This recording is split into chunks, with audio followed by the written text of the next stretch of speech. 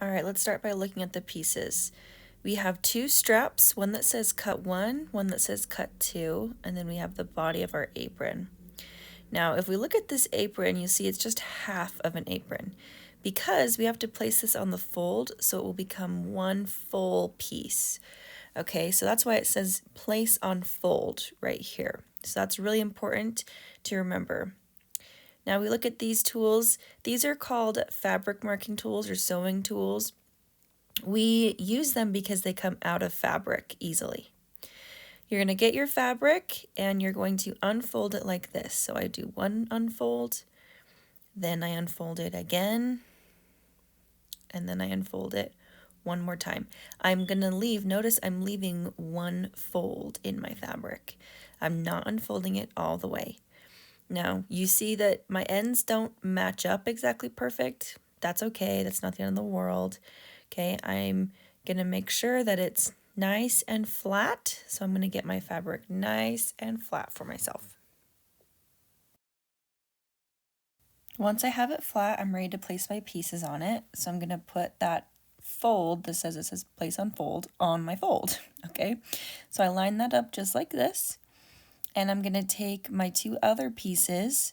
So I have one that says cut 1. This one is a little bit longer.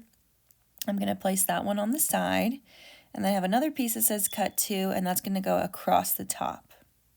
Okay, so that's what they should look like. I'm now going to pin those in place.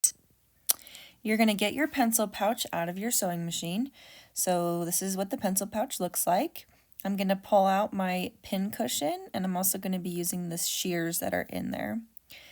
How to pin, okay? I'm going to take my pin and I'm going to go through all of the layers of fabric, and then I'm going to come out the other side. So if I look at this, see here I come through and then out.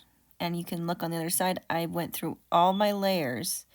And I'm just going to place a few pins, keeping everything down while I trace this. So you don't need a lot. I recommend maybe 4 pins. But again, it's pretty tricky to get through it. So don't be too frustrated if it's hard for you. Just keep trying.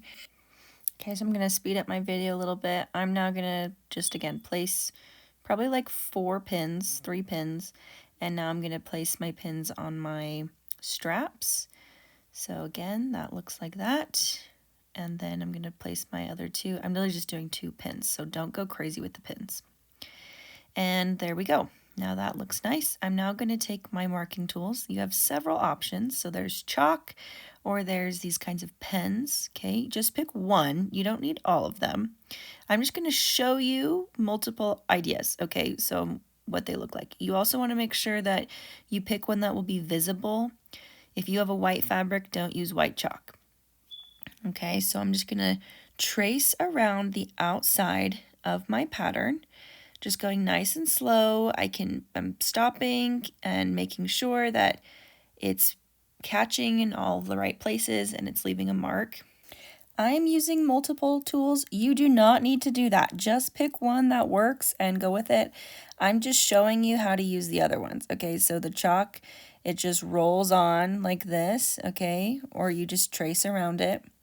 Again, the pens, this one comes out with heat. So the first one I used comes out with water. The second one comes out with heat. So they're pretty cool.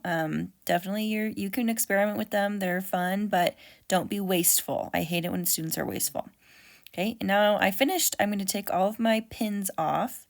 So I'm just going around taking those pins off. I'm going to put them back on my pin cushion. So see right there, putting them on my pin cushion. And give your pattern to a friend. I don't have enough patterns for everybody, so now give this to a friend and wave me a teacher over, and I will come over and check you off and make sure you did everything right and give you your points.